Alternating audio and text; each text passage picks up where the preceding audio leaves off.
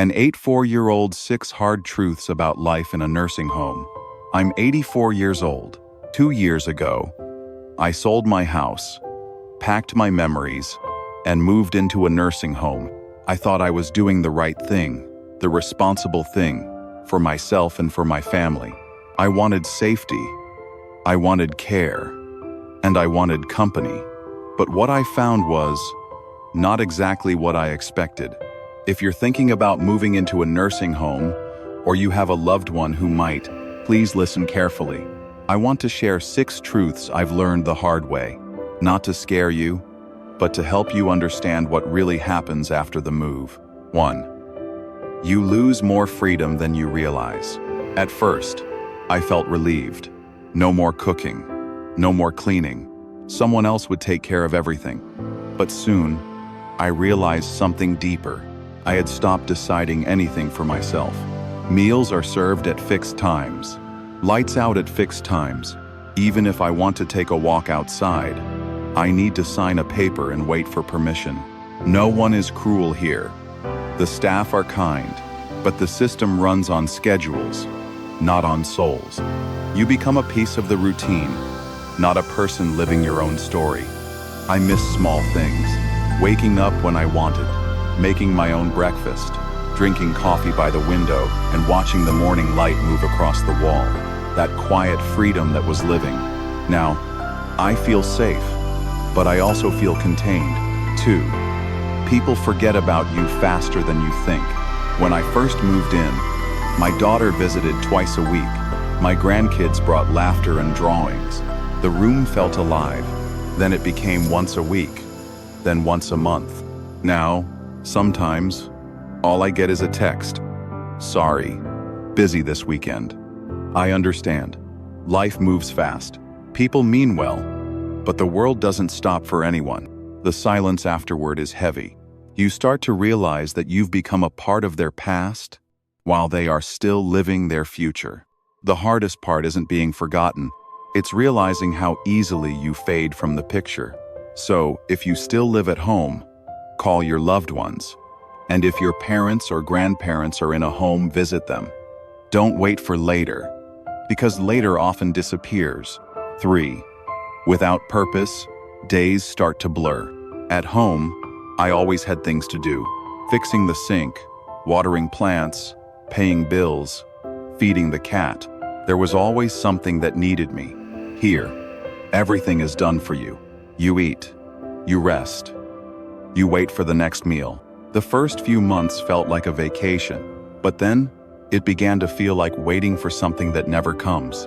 When you stop doing, you start fading. Not because your body gives up, but because your mind does. Purpose doesn't have to be big. It can be small writing letters, helping someone, growing a plant, teaching a story, anything that reminds you that you still matter. Because once you lose that feeling of being needed, time loses its meaning. 4. Your health declines faster when you're not challenged. I used to walk half a mile every morning. Now, I use the elevator to go down 1 floor. Not because I can't walk, but because it's easier not to. Here, they take care of everything. You never have to lift a finger. But that's the problem. When everything is done for you, your body stops fighting to stay strong. Muscles shrink. Appetite fades. You start losing energy slowly, quietly. Being comfortable all the time sounds nice, but it's not good for us. The body and the soul both need a little challenge to stay alive. So keep moving. Stretch. Walk. Do small chores. Use your independence like a muscle, because once you stop using it, you lose it. 5. Privacy and dignity become luxuries. When you live in a place like this, nothing is truly private. People come in to clean, to check your medicine, to change your sheets. Sometimes they knock, sometimes they don't. You get used to being treated like a patient, not a person. The staff mean well, but the system doesn't leave much room for dignity. And dignity, to me, matters more than comfort. I miss closing my own door. I miss choosing when to be alone. Those small freedoms are invisible until they're gone. 6. Once you move in, it's hard to move out. When I came here, I told myself it was just temporary, a few months until I felt better. But then, my house was sold, my things were given away, and little by little, the idea of going back home faded away. I didn't plan to stay forever, but life has a way of closing doors quietly. I'm not saying nursing homes are bad. Some people truly find peace here, but you should understand what you're giving up for that safety.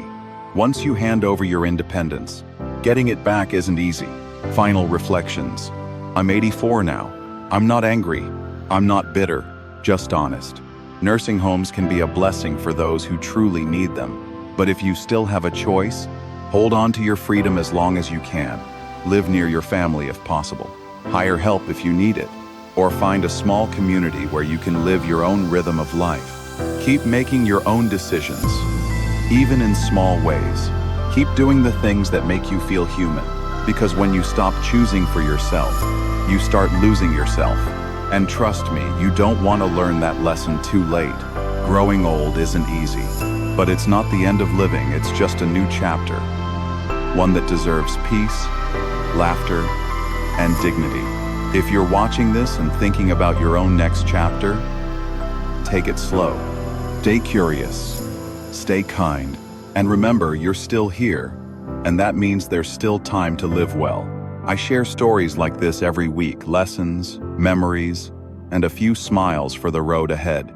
So if this one spoke to you, tap that subscribe button and join us. Let's keep growing, not just older, but wiser, together. Because we're not done yet. We're still kicking.